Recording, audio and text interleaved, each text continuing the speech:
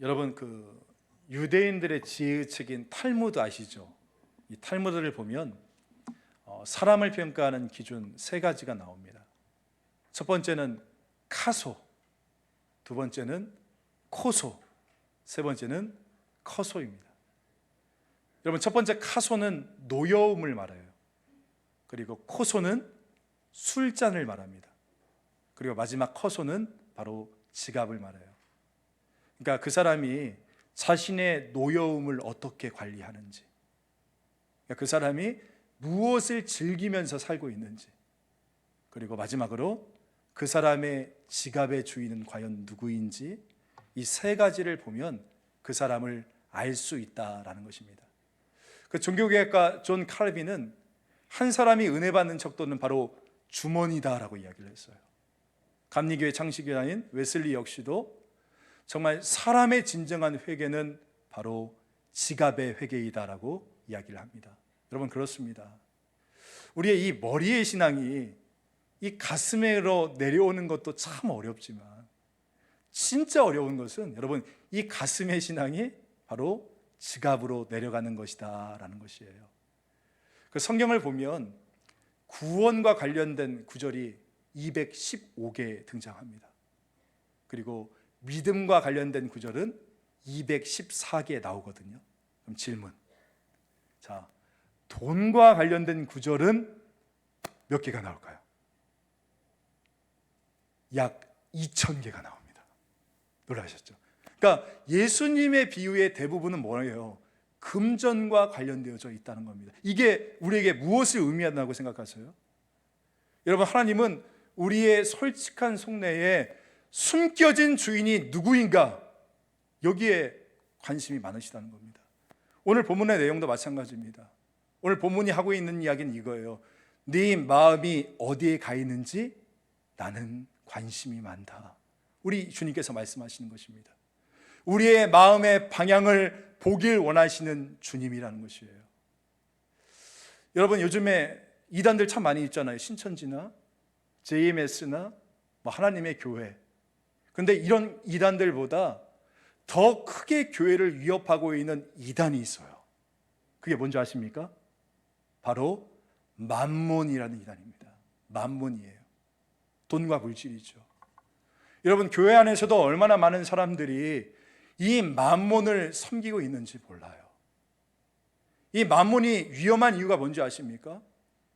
우리 안에 교묘하게 침투를 해서 우리 자신도, 그러니까 본인 자신도 내가 지금 만몬을 섬기고 있는지 하나님을 섬기고 있는지 구분을 못하게 한다니까요. 여러분 어떻습니까? 여러분은 내가 하나님을 섬긴다라고 이야기하면서도 사실은 만몬을 섬기고 있는 거 아닙니까? 여러분, 솔직히 말해서 내가 예수님보다 돈이 더 좋지 않아요. 내 삶의 중심이 예수님보다 여러분 돈 버는 거에 있는 거 아닙니까?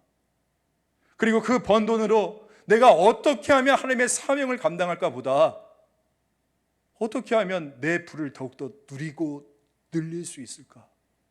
혹시 여기에 우리의 관심이 있는 거 아닙니까? 여러분, 만일 그렇다면 우리는 하나님을 섬기는 것이 아니라 이 만몬을 섬기고 있는지 모르겠어요. 여러분, 바라기는 오늘 나누어지는 이 말씀을 통해서 너의 마음의 진짜 주인은 누구냐라고 물으시는 이 주님의 질문 앞에 주여, 나의 주인은 주님 한 분이십니다, 이렇게 담대하게 고백할 수 있는 오늘 저와 여러분 되어지기를 간절히 소망합니다. 아멘. 여러분, 오늘 본문은요, 성경에서 가장 난해한 비유라고 일컬어지는 불의한 청지기의 비유입니다. 그런데 너무나 중요한 진리예요. 한 도시에 어떤 부잣집 청지기가 있었습니다. 이 청지기를 영어 성경에 보니까 매니저라고 나와요. 그러니까 요즘 들어서 우리가 얘기하면 돈이 조금 있으신 분들은 개인적인 자산관리사나 재무관리사가 있잖아요. 그 돈을 관리해 줄 수 있는. 아마 오늘 이 청지기가 그런 사람이었던 것 같아요. 근데 어느 날 이 청지기가 사고를 칩니다. 1절 말씀 같이 한번 읽어볼까요? 1절 시작. 또한 제자들에게 이르시되 어떤 부자의 청지기가 있는데 그가 주인의 소유를 낭비한다는 말이 그 주인에게 들린지라. 이 청지기가 좀 나태해졌는지 주인의 재산을 어떻게 했다는 겁니까? 낭비했다라고 나옵니다. 근데 여기서 낭비라는 단어가 우리 지난주까지 나눴던 탕자의 비유 아시죠? 거기도 이미 나왔던 단어거든요. 기억하세요? 뭐죠? 허랑방탕. 기억나시죠? 그 허랑방탕과 같은 단어인 겁니다. 그러니까 탕자의 비유와 오늘 나오는 이 불의한 청지기의 비유가 어떻다는 거예요? 자연스럽게 연결되어지고 있다는 것을 우리가 단번에 발견할 수 있지 않습니까? 이것은 연결된 비유라는 겁니다. 이게 19장까지 이어집니다. 이렇게 청지기가 주인의 재산을 함부로 낭비하고 있다는 이 소식이 여러분 주인의 귀에 들린 겁니다. 자, 그렇다면 궁금하죠? 주인이 어떻게 반응을 했을지 2절 한번 볼까요? 주인이 그를 불러 이르되 내가 내게 대하여 들은 이 말이 어찌 됨이냐? 내가 보던 일을 세마라. 청지기 직무를 계속하지 못하리라 하니. 야, 너 이제 장부 정리해. 이달 말까지 책상 빼. You are fire. 너 해고야. 이렇게 이야기를 한 거예요. 날벼락이 떨어진 거죠. 이 지금 중년의 나이가 되었던 이 사람이 길거리에 나와 함께 되어진 겁니다. 나 어떡하지? 나 어떡하지? 3절 보세요. 청지기가 속으로 이르되 주인이 내 직분을 빼앗으니 내가 무엇을 할까? 땅을 파자니 힘이 없고 빌어 먹자니 부끄럽도다. 나 이제 뭐 먹고 살지?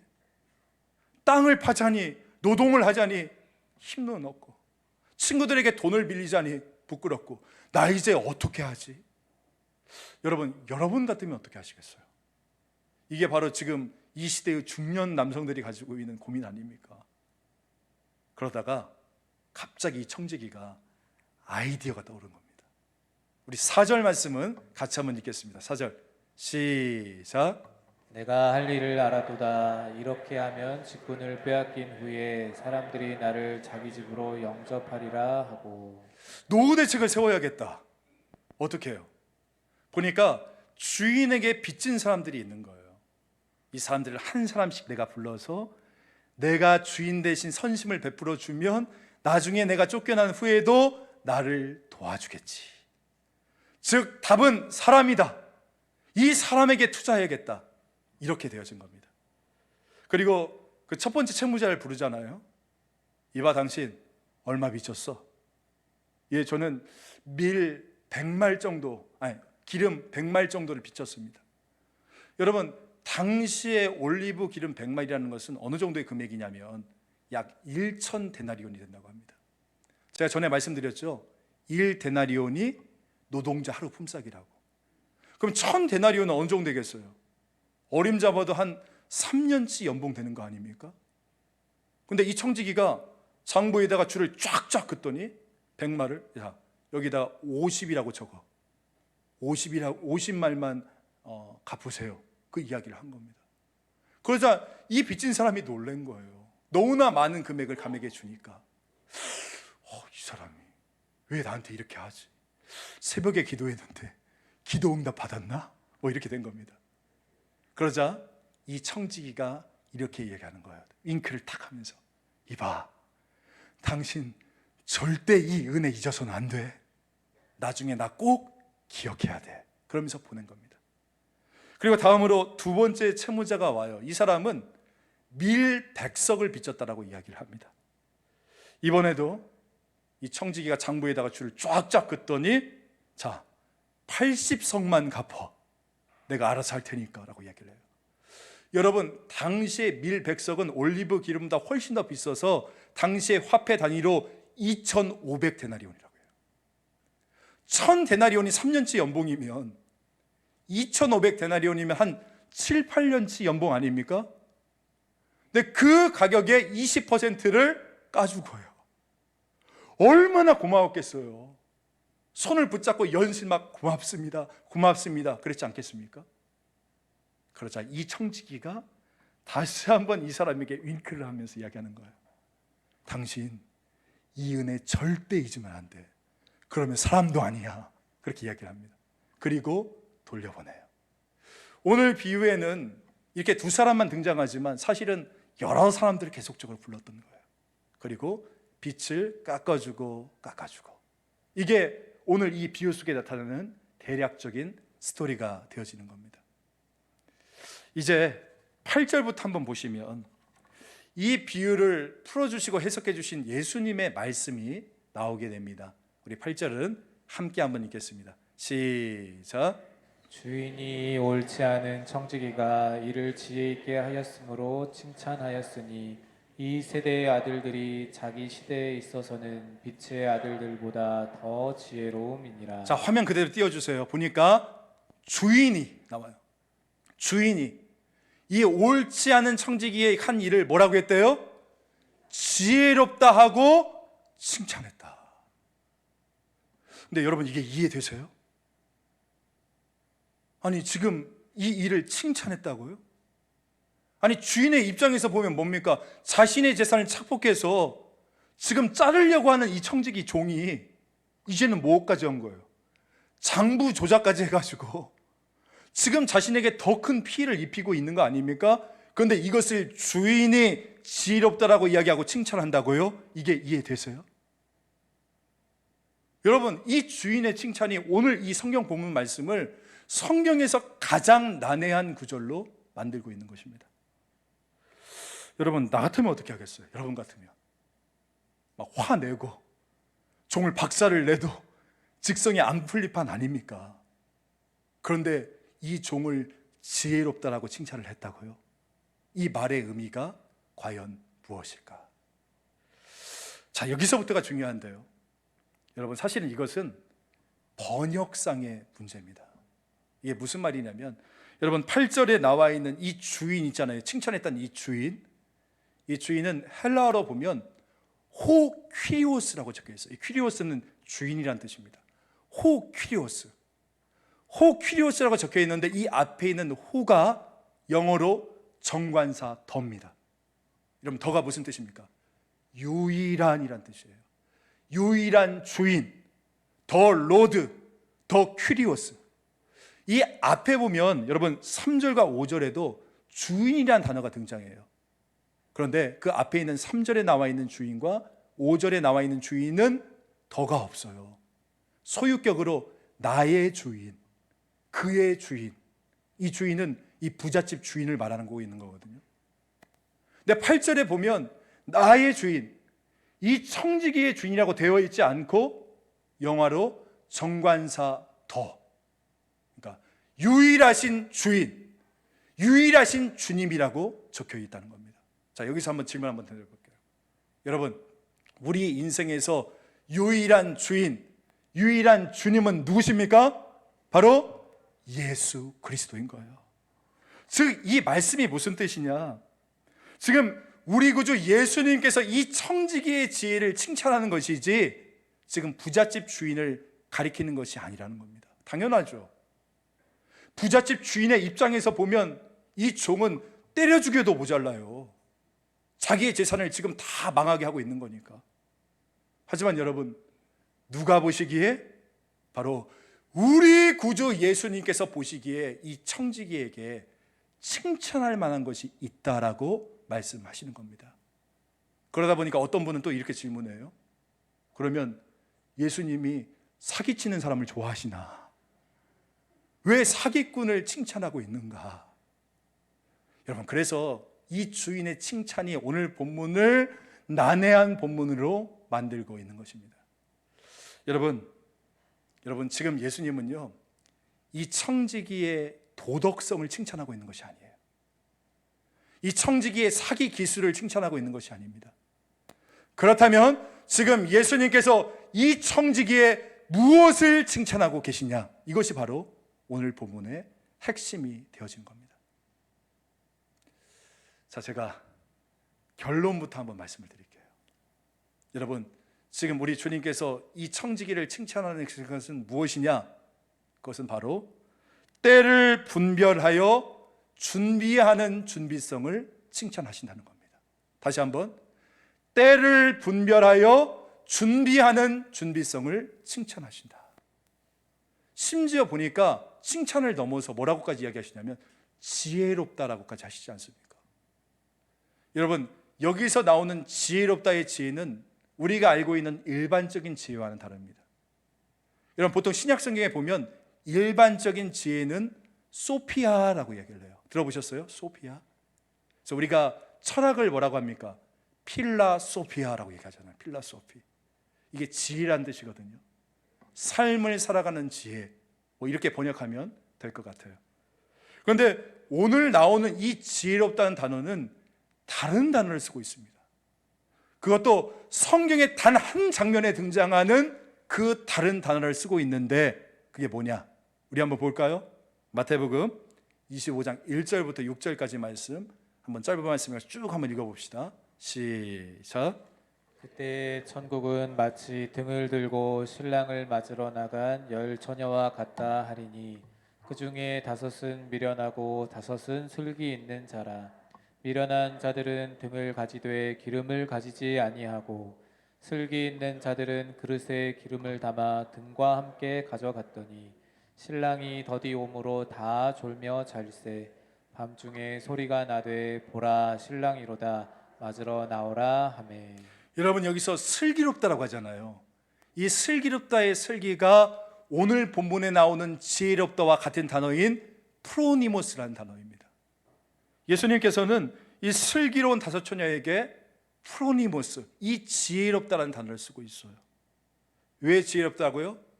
바로 주인이 오시는 마지막 그때 그 종말을 지금 준비하고 있었기 때문인 것입니다.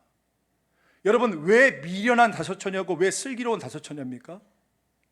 이 슬기로운 5 처녀는 이 마지막 때, 그러니까 자기 신랑이 오시는 때를 이미 알고 그때를 철저하게 기름을 준비했다는 거예요. 단순히 기름 등불 준비했다는 차원이 아니라 주인이 오는 것을 인지하고 그때를 철저하게 준비했기 때문이다. 그래서 지혜롭다라고 했던 것입니다. 자, 오늘 본문으로 한번 다시 한번 돌아가 봅시다. 지금 이 청지기가 예수님으로부터 지혜롭다, 이 프로니모스라는 칭찬을 받은 까닭은 뭐예요? 그래요, 마지막 때를 준비했기 때문인 거예요. 자기가 파멸당할 것을 알았어요, 몰랐어요? 여러분, 알았습니다. 지금 심판이 온다는 것, 주인이 오면 자기 인생 끝난다는 거 알았어요.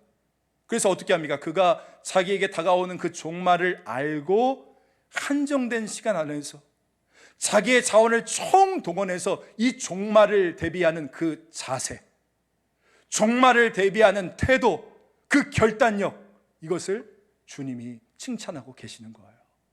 여러분, 청지기가 한 짓을 칭찬하고 있는 것이 아니라 청지기의 자세를 칭찬하고 있다는 겁니다. 그러면서 예수님이 이렇게 덧붙이지 않습니까?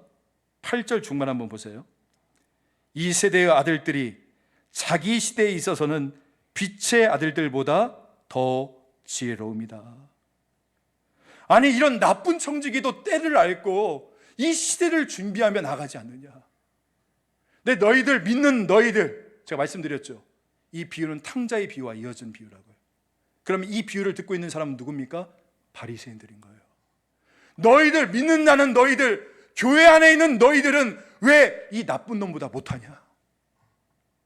세상 사람들도 이렇게 마지막 때를 알고 자기의 미래를 준비하며 나가는데 왜 믿는 너희들은 시대를 읽지 못하고 준비를 하지 못하느냐? 지금 이 말씀을 우리에게 하고 계시는 것입니다. 여러분, 주님께서 오늘 저와 여러분에게 요구하고 계시는 것도 바로 이거 아닐까요? 영적인 눈으로 현재와 미래를 보고 그냥 아무 생각 없이 하루하루 그렇게 살아가는 것이 아니라 영적인 미래로 미래를 준비하며 나가는 것, 그 하나님 나라의 섭리를 준비하는 것, 이것을 우리에게 요구하고 계시는 거 아닙니까? 제가 오늘 이 본문을 묵상하면서 하나님께서 제안해 주시는 생각이 있었어요. 그렇다면 오늘 우리가 준비할 미래는 과연 무엇일까? 이 종말의 때에, 마지막에 다가오는 이때 가운데, 이 포스트 코로나 시대에 정말 우리가 진짜 지금으로부터 준비해야 될 것은 과연 무엇일까? 이 생각을 갖게 하셨습니다. 여러분, 지금부터 나누는 것은 저의 기도 제목이기도 합니다. 저는 먼저 우리 교회가 통일 한국 시대를 준비해야 된다고 생각합니다. 물론 그게 언제 이루어질지는 우리는 몰라요. 하지만 여러분, 통일된 후에 정말 북한 사회를 이끌어 나갈 수 있는 신실한 믿음의 지도자들을 미리 준비해 나가는 것, 저는 이것이 한국 교회와 우리 교회의 사명이라고 저는 생각을 합니다. 왜냐하면 우리 저기 가양동만 가도 정착한 탈북자 가족들이 얼마나 많이 있습니까? 제가 전에 말씀드렸잖아요. 여러분, 지역 교회, 그러니까 로컬 처치는 그 담당하는 지역을 물질적으로나 영적으로 책임져야 된다. 이것이 바로 지역 교회의 책임이라고 얘기를 했어요. 여러분, 선교는 여기서부터 시작되어야 되는 겁니다. 뜬금없이 해외로 나가는 것이 아니라 예루살렘과 온 유대와 사마리아와 땅끝으로 확산되어지는 것이 선교인 거예요. 우리가 이거 잃어버리면요, 여러분, 염창중앙교회에서 염창 띄워버려야 되는 겁니다. 우리 교회가 왜 염창중앙교회입니까? 염창동에 있어서 염창중앙교회가 아니라 이 염창동을 비롯한 등촌동과 가양동, 이 지역사회를 영적으로 물질적으로 책임지는 교회이기 때문에 염창중앙교회인 거예요. 이걸 우리가 기억해야 되는 겁니다. 실제로 우리 교회가, 여러분 그거 아세요? 그동안 우리 탈북한 청소년들을 도왔어요. 장학금도 주고 공부 진학도 도와주고. 작년 12월이었던 것 같아요. 한 3개월 전에 한 성도님께서 이렇게 후원하는 우리 탈북한 그 청년들이 있어요. 고등학교 때부터 후원을 시작해서 이 청년들이 이제 대학생이 됐습니다. 2명이 있는데, 한 명 남자아이는 지금 성균관대학교 컴퓨터공학과에서 지금 재학하고 있고, 또한 20대 중반의 여자 자매는 숙명여대 대학원에 진학을 했어요. 근데 목양실을 찾아온 거예요.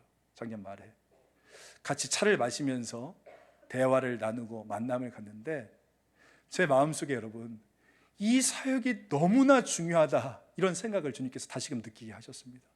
이 친구들이 나중에 통일이 되면 자기 고향 땅으로 가서 교회를 세우고 그 지역사회의 리더가 되지 않겠습니까?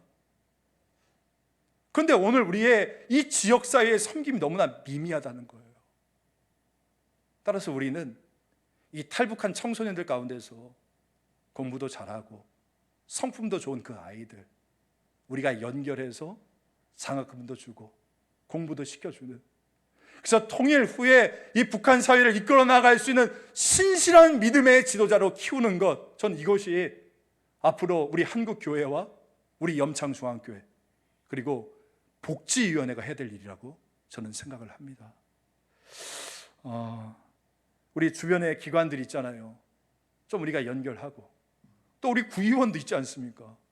우리 구의원들과 같이 협력해서 이런 여러 가지 영적인 준비를 통해서 정말 통일 한국 시대를 기도하며 준비하는 것, 이것이 이 마지막 때에 우리 교회가 감당해야 될 사명인 줄 믿습니다. 아멘. 저는 같은 맥락으로 필리핀 선교도 굉장히 중요하다고 생각합니다. 여러분, 마지막 때에 하나님께서 우리에게 주신 사명이 뭡니까? 땅끝까지 가서 복음을 전하라는 거예요. 물이 바다덮음 같은 그 하나님의 영광을 미리 바라보면서 이 선교 사역 가운데 우리가 집중하여 나아가야 될 것입니다. 특히나 우리가 필리핀에 세운 우리 DVC 다바오 비전 대학은 굉장히 상징적인 의미가 있다고 생각해요. 아마 최근에 우리 교회에 등록하신 분들은 잘 모르시겠지만, 우리 교회가 필리핀에 설립한 DVC 다바오 비전 대학이 있습니다. 교육부 인가를 받은 학교인데, 현재 학부생들이 591명이 있고 시니어 스쿨 학생이 200명이 있어요. 800명의 재학생이 우리 학교 안에 있습니다. 그리고 졸업했던 졸업생들과 현지 신학생들과 연결되어 있는 현지 지역 교회가 59개가 되어져요. 굉장한 영향력입니다. 여러분, 기독교의 비율이 채 9%에도 불과한 이 필리핀 땅에 물이 바다덮음 같은 하나님의 영광이 나타날 수 있도록 땅끝까지 복음을 전하는 이 사명을 붙들고 우리가 기도하며 계속 섬겨야 되지 않겠습니까? 다음으로 저는 우리 염창중앙교회가 다음 세대를 세우고 노인 세대를 섬기는 교회가 되어야 된다고 생각을 합니다. 이미 우리나라는요, 여러분, 저출산과 그리고 고령화 시대가 되었습니다. 한국 교회가 총 5만 6천 개가 있는데 여러분 그거 아세요? 5만 6천 개 한국 교회 가운데 교회 학교가 없는 교회가 90%예요. 얼마나 지금 심각한 줄 아십니까? 이곳 염창동만 봐도 교회 학교 없는 교회가 수두룩합니다. 제가 새가족 맞잖아요. 이야기 들어보면 다른 교회 교인이었는데 그 교회에 교육부서가 없어가지고 아이 교육 문제 때문에 우리 교회 오셨다는 거예요. 코로나 이후에 완전히 심각해졌어요. 청년들이요, 여러분, 청년들 모이는 교회 거의 없어요. 청년들은 모이지도 않아요. 그렇게 우리는 이 아이들에게 투자해야 됩니다.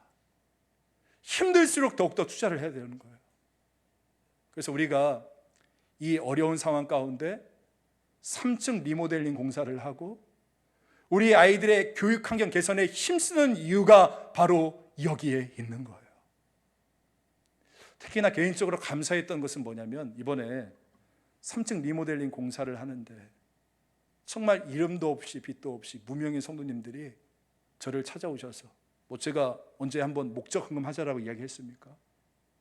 그런 말도 하지 않았는데 저를 찾아오셔서 우리 자녀들 위해서 써달라고 이 목적 헌금을 주시는 거예요. 그게 총 공사비의 거의 50%가 됩니다. 그렇게 가져오신 게. 우리 자녀들을 위해서 이 예물을 좀 쓰십시오. 근데 정작 그분들의 자녀는 다 컸거든요.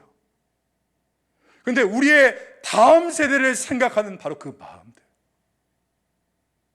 따라서 우리는 우리의 돈과 시간과 정성을 쏟아가지고 우리 아이들이 미래 한국을 이끌어 나갈 수 있는 다니엘과 같은, 드보라와 같은 미래의 영적인 사회적 지도자들이 될 수 있도록 우리는 꿈을 꾸어야 되는 것이에요. 믿습니까?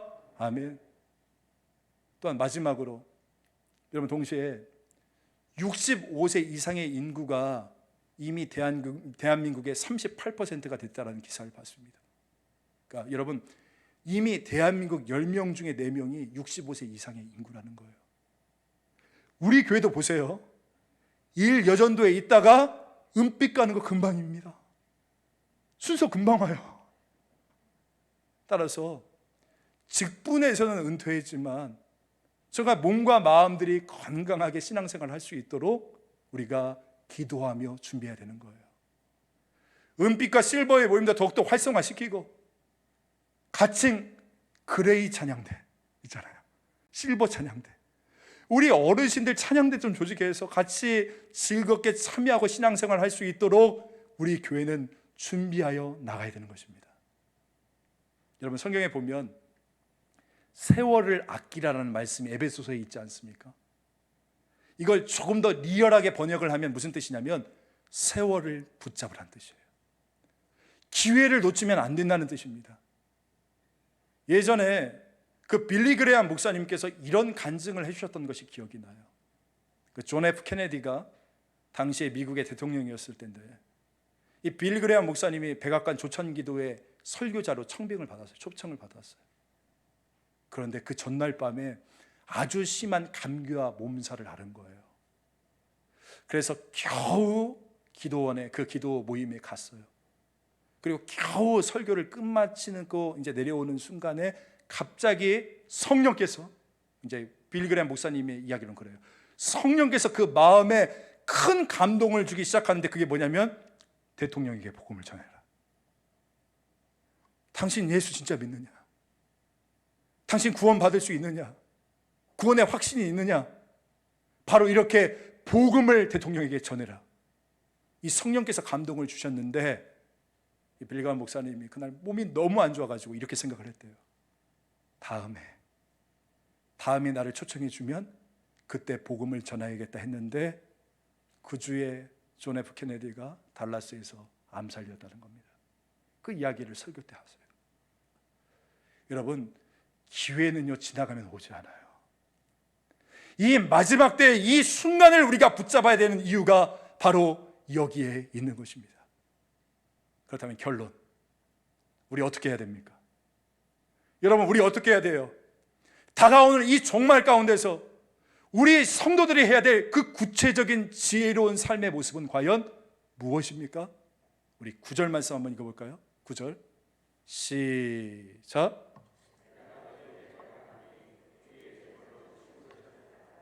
왜냐하면 그 재물이 없어질 때에 그들이 너희를 영주할 처소로 영접하리라. 여러분 여기에 보면 불의의 친구로 재물을 사귀라 있죠. 밑줄 한번 쫙 쳐보세요. 이게 가장 중요합니다. 이것이 다가올 미래를 준비하는 성도의 구체적인 삶이다라고 얘기를 하고 있는 거예요. 여기서 불의한 재물이라고 나오잖아요. 여러분 불의한 재물이라는 것은 나쁜 돈을 이야기하고 있는 게 아닙니다. 나쁜 방법으로 번 돈이 아니라 이건 하늘의 보아와 반대 개념으로 이 세상의 재물을 말하는 거예요. 그냥 돈을 말하는 겁니다. 이 세상의 돈. 그래서 오늘 본문에서 불의한 재물은 이 세상의 돈이라고 번역하는 것이 맞고, 그렇다면 이 세상의 돈으로 친구를 사귀라. 여러분 여기 친구를 사귀라, 이 말씀의 뜻이 뭘까요? 이 세상의 돈으로 친구를 사귀라. 이것은 단순히 친한 친구 많이 사귀십시오 이런 이야기가 아니라 여러분 한마디로 영혼을 구원하라는 겁니다. 영혼을 구원하라. 이게 바로 친구를 사귀라예요. 그러니까 둘을 연결해서 보면 무슨 뜻입니까? 바로 성도님들이요, 주님이 여러분의 손에 쥐어진 그 재물을 가지고 어떻게 하라는 거예요? 영혼 구원하는데 사용하라. 이것이 다가올 종말의 때를 준비하는 성도들의 지혜로운 삶의 모습이다라고 예수님은 말씀하고 계시는 것입니다. 여러분 재물 이야기가 나왔으니까 제가 잠깐 돈에 대해서 한번 말씀을 드릴게요. 여러분 돈 자체는 나쁜 게 아닙니다. 돈 자체는 나쁜 거 아니에요. 돈 자체가 나쁜 것이 아니라 돈에 대한 집착이 나쁜 거예요. 돈에 대한 욕심이 나쁜 거예요. 사실 이 돈이라는 것은 가치 중립적인 것이거든요. 그래서 돈을 가진 사람이, 쓰는 사람이 선하게 사용하면 선용이 되는 거고 악하게 사용하면 악용이 되어지는 겁니다. 따라서 우리가 이 돈이라는 것을 사용할 때에 바로 그 돈 자체, 그러니까 즉 만몬이 아니라 하나님을 섬기는 이 분명한 로드십, 이 하나님 주권 사상을 갖는 것이 너무나 중요하다는 것이에요. 그래서 예수님은 13절에서 이렇게 말씀하시는 거 아닙니까? 마지막으로 13절 같이 한번 읽겠습니다. 시작. 지파인이 두 주인을 섬길 수 없나니 혹 이를 미워하고 저를 사랑하거나 혹 이를 중히 여기고 저를 경히 여길 것임이니라. 너희는 하나님과 재물을 겸하여 섬길 수 없느니라. 여러분 여기서 하나님과 재물을 겸하여 섬길 수 없다는 것은 우리의 섬김은 오직 하나님만이 되어야 되고 그 하나님이 주시는 권위로 우리의 물질을 다스려야 된다는 거 아니겠습니까? 그렇잖아요. 돈이 나의 종이지 내가 돈의 종이 되는 건 아니지 않습니까? 내가 하나님의 종이지 돈의 종은 아니지 않습니까? 따라서 여러분 기억하십시오. 우리 하나님의 사람에게 있어서 이 돈이라는 것은요, 섬김의 대상이 아니라 다스림의 대상입니다. 믿습니까? 아멘. 사랑의 대상이 아니라 지배의 대상이라는 것이에요. 하나님께서는 오늘 저와 여러분이 돈의 노예가 되지 말고 그 돈을 다스리고 흘러보내시기를 원하십니다. 할렐루야. 아멘. 그 돈을 다스리기를 원하신다는 것이에요. 여러분, 저는 그 신앙이라는 것이 단순히 우리가 예배를 드리고 기도하는 것에 끝난다라고 생각하지 않습니다. 저는 여러분의 신용카드 한 달 명세서가 곧 여러분의 영성이라고 생각합니다. 왜요? 마음에 있는 곳에 돈이 있으니까. 그러니까 여러분이 어디에 어떻게 물질을 사용하느냐가 곧 여러분의 영성이라니까요. 그 시카고에 가보면 윌로우 크릭이라는 미국의 대형 교회가 있습니다. 이 교회가 지난 30년 동안의 자신들의 사역을 정리하면서 사역 백서를 냈는데 결론적으로 뭐라고 했는지 아십니까? 우리의 사역은 실패했다. 왜? 미국 최초의 열린 예배가 시작된 교회고, 그리고 정말 영화 뮤지컬보다 더 화려하고 감동적인 예배와 찬양이 있고, 한 해 등록하는 새신자만 1000명이 넘고 매주일 2만 명에 출석하는 성도들이 있고, 제자 훈련 받은 사람들만 수백 명이 매해마다 배출되어지는, 그리고 무엇보다 이 시대 최고의 목회자라고 이야기하는 빌 하이블스가 담임 목회자로 있었던 이 교회가 왜 지난 우리의 30년의 사역은 실패했다라고 공포했는지 아십니까? 그것은 그 성도들의 소비 현황들을 한번 조사해 보니까 불신자였을 때나 지금이나, 제자 훈련 받았을 때나 지금이나, 초신자였을 때나 지금이나 아무런 변화가 없었다는 거예요. 정말 거듭났으면, 성령 충만하면, 하나님 나라를 꿈꾸면 우리의 물질 가운데 하나님의 지혜가 들어가고 하나님 나라의 가치관이 들어가고 하나님 나라의 비전이 흘러 들어가야 되는데 그것이 보이지 않았다는 겁니다.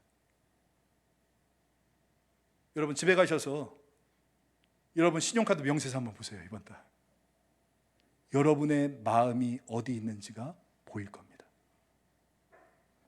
여러분은 어떻게 여러분의 영성을 물질을 통해서 드러내고 있습니까? 저는 오늘 이 설교를 들으면서 오해하지 않으셨으면 좋겠어요. 여러분, 이 설교 헌금 설교 아닙니다. 11조 하라는 그 설교 아니에요. 제가 오늘 이 시간에 말씀드리고 싶은 것은 하나님께서 여러분에게 주신 그 재물, 이 하나님의 선물, 이 하나님의 도구로 우리가 이 마지막 때를 준비해 나가고 그 영혼을 구원하는 가치 있는 일에 흘러보내야 된다는 것을 지금 말씀드리고 있는 것입니다. 지난주에 우리가 이 튀르키예와 시리아를 위한 긴급 모금, 헌금을 했지 않습니까? 단 한 주, 그것도 우리가 헌금 바구니를 돌린 것도 아닌데 여러분들이 자발적으로 1,000만 원이 넘는 그런 헌금들을 모금해 주셨어요. 우리는 이것을 영혼 구원을 위하여서 흘러보낼 겁니다. 이것이 우리가 해야 될 일인 것이에요. 여러분, 저는 오늘 우리가 하나님의 눈으로 이 시대를 읽었으면 좋겠어요. 마지막 때가 다가옵니다. 종말의 때가 다가옵니다. 그렇다면 이 마지막 때를 우리가 준비한다는 것이 과연 무엇인가? 저는 우리 염창중앙교회가 이 마지막 시대 가운데 쓰임받는 교회 되어지기를 간절히 소망합니다. 전도와 선교와 다음 세대와 우리 노인 세대들을 섬겨나갈 수 있는 그런 교회, 그런 교회를 우리가 하나님의 비전으로 우리 성도분들이 함께 꿈꾸심으로 오늘 우리에게 주신 그 재물들 있잖아요. 아낌없이 재투자하고 흘러보내서 정말 그 하나님 나라의 그 놀라운 비전들을 함께 꿈꾸고 이루어 나갈 수 있는, 그래서 이 종말의 때에 지혜롭다라고 칭찬받는 오늘 저와 여러분 되시기를 주 예수 그리스도의 이름으로 간절히 소망합니다. 아멘. 하나님 아버지 감사합니다. 오늘 우리에게 주신 이 귀한 말씀을 다시 한번 붙잡고 하나님께로 나아갈 수 있는 저희 모두들 되어지길 원합니다. 이 마지막 때를 준비한다는 것이 무엇인지 다시 한번 깨닫는 저희들 될 수 있도록 인도해 주시고, 우리 교회에게 주신 사명들이 있습니다. 지역사회를 섬기고 또한 세계 선교의 길로 나아가고 우리의 다음 세대와 우리의 노인 세대를 함께 섬겨 나갈 수 있는 이 하나님의 비전을 이 마지막 때에 우리 모두가 함께 마음을 모아 이루어 나갈 수 있는 주님이 기뻐하시는 교회 될 수 있도록 역사하여 주시옵소서. 이를 위해서 우리에게 주신 하나님의 선물인 재물들이 있는데 우리가 영혼 구원을 위하여서 아낌없이 재투자하고 흘러보내서 그 영혼을 구원할 수 있는 저희 모두들 될 수 있도록 인도하여 주옵시고, 그래서 그 하나님 나라의 그 놀라운 역사들을 이루어 나갈 수 있는 우리의 삶, 우리 성도분들의 모든 가정, 우리 염창중앙교회 될 수 있도록 역사하여 주시옵소서. 감사드리며 구주 예수 그리스도의 이름으로 기도합니다. 아멘. 우리 같이 자리에서 일어나셔서